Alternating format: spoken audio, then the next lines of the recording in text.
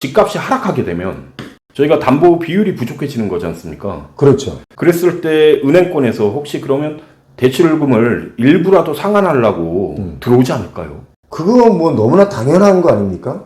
담보로 잡혔던 그 물건이 담보 가치가 하락했단 말이에요. 그럼 그만큼 대출 비율도 줄어들겠죠. 그런데 담보 가치 하락했다는 지표를 아마 KB부동산 시세로 아마 정할 것 같아요. 은행에서는. 그렇다면 거래는 안 되고 있지만 많이 하락돼서 거래가 되고 있는 것들이 이제 기준가가 될 수 있어요. 그럼 기준가가 낮아지면 어때요? 담보 상환 압력 들어오죠. 아니 그러면 제가 봤을 때 이게 갑자기 떨어졌을 때 그 은행에서 좀 이렇게 채무자들을 네. 좀 봐주거나 이런 건 없을까요? 지난번에도 이상한 질문 하시더니, 그건 이제 은행에서 우리가 이제 보통 정적으로 사람과 사람 간에는 좀 봐주는 것도 있잖아요. 그런데 은행은 정적인 집단이 아니에요. 정을 주고받는 곳이 아니라 돈을 주고받는 곳이에요. 그러니까 은행은 정말 칼같이 채권 회수를 할 겁니다. 은행처럼 정확하게 냉정한 곳이 없어요. 그러니까 뭐 봐주거나 마음으로는 다 봐주고 싶지만 그렇지 않죠. 바로 회수에 들어옵니다. 아마 언제까지 상환하세요? 담보대출의 가격 하락으로 인해서 상환하셔야 됩니다라는 게 아마 올 거예요. 대표님 말씀 들으니까 벌써부터 제가 무서워지는 그런 공포감이 드네요, 진짜. 아니 대표님, 그렇다면 예를 들어서 지금 현재 전세 살고 있는 사람들이 있어요. 네. 8억짜리 전세를 살고 있다 치면 내년에 그 사람들이 이제 그 계약 기간이 만료가 돼서 네. 계약 갱신을 하던가 네. 나가던가 해야 되는데 네. 현재 살고 있는 그 전세 가격이 8억에서 6억으로 만약에 시세가 바뀌었다. 그랬을 때 집주인들이 그 사람들한테 그 전세금을 돌려줄 때 2억이라는 갭이 생기고 그 갭은 어찌됐건 집주인들한테 부담으로 작용하지 않습니까? 그렇죠. 그랬을 때는 어떻게 그럼 그 문제를 또 풀어야 돼? 그건 너무나 당연하게 집주인들이 그 금액을 대출받던 전세 세입자에게 돈을 돌려줘야 되겠죠. 아니면 아마 전세 세입자들이 그럴 겁니다. 계약서를 다시 쓰자고 할 거예요. 그러면 아마 전세가를 낮춰서 계약을 하자고 할 거고 집주인은 그냥 그대로 연장하고 싶겠죠. 여기서 아마 좀 뭔가 다툼이 있지 않을까 싶어요. 그런데 집주인 입장에서는 반드시 계약 해지가 되고 나면 전세금을 돌려줘야 되거든요. 다른 세입자를 또 받아서 주려니 갭 차이가 한 1억이 난다. 그러면 이 돈은 본인 돈으로 감당을 해야 됩니다. 집주인 입장에서 전세 가격이 떨어졌단 말이에요. 1억이나 2억이 떨어졌으면 그것만큼 우리가 월세로 주면 안 되겠느냐. 반대로. 그런 경우도 생길 수 있는데 그러면 보통 세입자들이 불안하기 때문에 저 나갈래요? 라고 하겠죠. 그러니까 어차피 전세 세입자 입장에서는 하락된 거래로 전세금을 돌려받고 싶을 겁니다. 못 돌려주는 집주인이 있다면 그건 좀 심각해지고 그렇게 되면 만약에 대출마저 안 된다라고 가정을 하면 그분들은 집을 팔아야 되겠죠. 그럼 금매로 또 나오는 거죠. 금매로 집을 내놨는데 안 팔리면 어떻게 되겠어요? 바로 경매 붙이죠. 전세 세입자들이. 전세 세입자가 뭐 맨날 당하고만 있습니까? 그러니까 전세 세입자 입장에서는 반대로 경매에 붙일 수 있어요. 돈을 안 돌려주면. 무섭습니다. 오늘 좀 말씀 들을 때마다 자꾸 무서움이 공포감이 드는데. 아니 공포가 아니라 현실이잖아요. 우리가 뭐 남의 돈 그렇게 뭐 10,000원짜리 한 장 빌리기 쉬운 세상은 아니잖아요. 그러니까 돈 문제만큼은 좀 차갑게 다루고 뜨겁게 바라봐야 된다라는 게 제 인식이에요. 집주인의 문제건 아니면 그 전세 살고 있는 세입자의 문제건 어찌됐건 이게 뭐 글로벌적으로 지금 심각한 위기가 다가왔는데 네. 이 문제가 커졌을 때 이 네. 개인들이 소화할 수 있는 어떤 부분들이 이제 넘어섰다. 그랬을 때 나라님이 좀 한번 도와주실 수 있는 방법은 없을까요? 아마 많은 분들이 그런 부채 문제로 인해서 고통을 받는다 싶으면 정말 나라에서 어떤 해결책을 제시할 거예요. 그런데 경제 문제로 나라에서 그렇게 크게 개인에게 혜택을 줄 수 있는 상황은 많지가 않다. 우리가 지난 정부에서 28번 부동산을 잡으려고 애를 썼지만 못 잡았단 말이에요. 그런데 이번에 금리가 오르면서 완전히 분위기가 바뀌었죠. 그 뭐냐면 금리는 우리 마음대로 낮춰줄 수 있는 상황이 못 되는 겁니다. 잘 아시겠지만 미 연준에서 금리를 올리면 우리도 따라 올려야 돼요.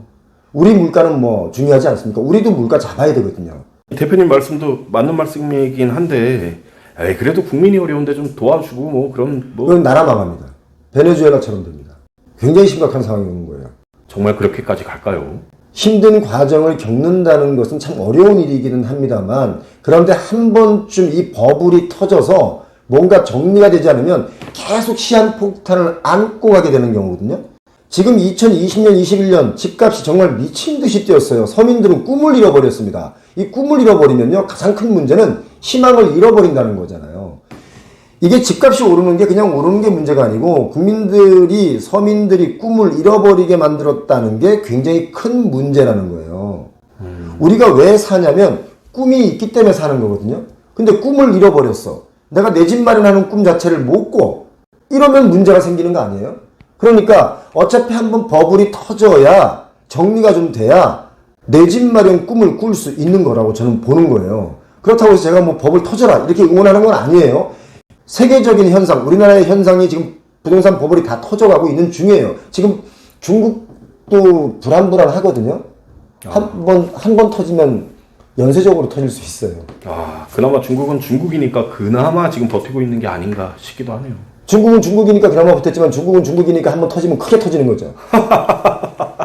그런 거 아니에요? 맞습니다. 보니까 미국에서 계속 금리를 올리고 있잖아요, 대표님. 네. 대표님 개인적 생각으로는 언제까지 이 사람들이 계속 올릴 거라고 생각하세요? 아마 미국이 물가 잡는다는 여러 가지 이런 대의 명분도 있고, 사실 물가 못 잡으면, 우리가 지금 물가가 8%잖아요, 미국 물가가. 네. 그러면 소득이 8%, 10% 늘어나야 이게 어떻게 해결되는 거예요. 아마 그보다 좀 더 늘어나야지 희석이 될 텐데, 소득은 크게 늘어나지 않는 상황에서 물가가 늘어나면 소득이 줄어드는 현상이 나오잖아요. 네. 그럼 경제가 다 어려워지는 거예요. 그래서 물가를 잡는 거거든요. 지금 우리나라의 물가도 뛰고 있기 때문에 사실상 소득이, 실질 소득이 줄어들고 있어요. 그래서 경기가 어려워지는 거거든요. 정말 큰일입니다. 이게 언제쯤 이게 좀 분위기가 풀리고 삶이 좀 편안해질지. 그런데 좀 견디다 보면, 열심히 또 일하고 살다 보면 어느새 언제 그랬냐는 듯이 다시 또 호시절 경기가 온다고 봐요. 뭐 마냥 어렵지 않습니다. 이것도 언젠가는 끝나겠죠. 근데 그 언제냐는 것은 사실 제가 감히 예측할 수 있는 상황은 사실 못 돼요. 그러나 지금까지 보면 최소 한 2, 3년, 3, 4년의 이 금리로는 가지 않을까요? 상상만 해도 많이 괴롭네요, 정말. 그러니까 결론적으로 말씀드리면 뭐 어떻게 예측할 수 없지만 인플레이션 상황이 끝나고 나면 뭐 다 끝난 게 아니라 또 다른 어려움이 오잖아요. 디플레이션이 오거든요. 경기 위축이 오면 그때가 진짜 어려운 거예요. 경기 위축이 올 때는 경기 활성화를 위해서 또 뭔가 대책을 내세울 거란 말이죠. 다 같이 살아야 되기 때문에. 아마 근데 대책이 먹히지 않는 경우가 많아요. 시장은 늘 시장대로 움직이거든요. 누가 조정하는 대로 움직이진 않습니다. 집값이 폭등할 때 제가 의심하는 것 중에 하나는 그때 누군가가 시세 조정하는 세력들이 있었다는 거예요. 그래서 집값이 미친 듯이 뛰었어요. 아니 어떻게 호가가 하루 만에 1억, 2억, 3억씩 올라갑니까? 정말 말도 안 되는 일들이 단군 역사 이래 최고로 집값이 뛴 지난 2, 3년. 이것 때문에 이렇게 어려워지고 있는 거예요. 감내할 건 감내해야 된다라고 저는 보는 거죠. 어차피 경기 위축은 우리 모두가 겪어야 될 수순이라고 저는 봅니다. 그래서 제가 우리 이제 표영호 TV에서 열심히 일하고 저축해야 된다라는 거를 제가 계속 주장하는 거예요. 그거 외에 방법이 있습니까? 뭐 경기가 어려워서 또 빚을 낼 겁니까? 빚으로 계속 빚으로만 해결하는 수는 없잖아요. 구독자들 그 댓글 쓴 거 보니까 네.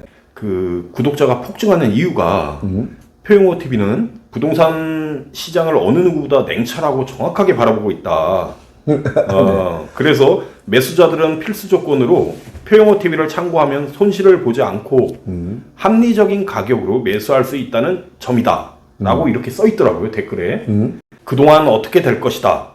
라고 예측하신 내용이 거의 다 정확하게 맞았기 때문이거든요. 네. 그래서 열광하는 게 아닌가 하는 생각도 듭니다. 작년 강의 때나 최근에 그 말씀하신 게 이렇게 정확하게 맞출 수가 있었던 근거는 뭘까요? 그 제가 맞춘 게 아니고요.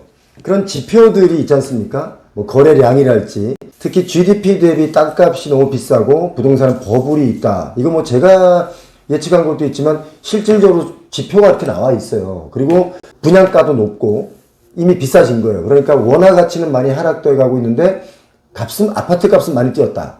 그 아파트 값이 비싸다는 말도 되지만 돈 값어치가 없다라는 말도 말이 되거든요.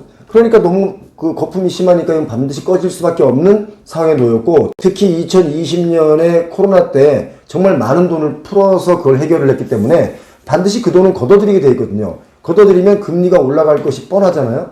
그건 뭐 제가 예측한 게 아니고 누구나 알 수 있는 거죠. 아, 예. 말씀 듣고 보니까 충분히 뭐 저희 비전문가들도 이해하기 쉬울 것 같습니다. 그게 아파트 값이 미친 듯이 뛰었잖아요, 사실은. 감당 못할 만큼 뛰었어요. 네네. 많이 그러니까 호가가 계속 올라가면 올라가는 대로 누군가는 현혹이 돼서 계속 산 거예요. 정말 많은 분들이 앞으로도 계속 부동산이 오른다는 말에 현혹이 돼가지고 정신을 못 차린 것 같아요. 네네네네.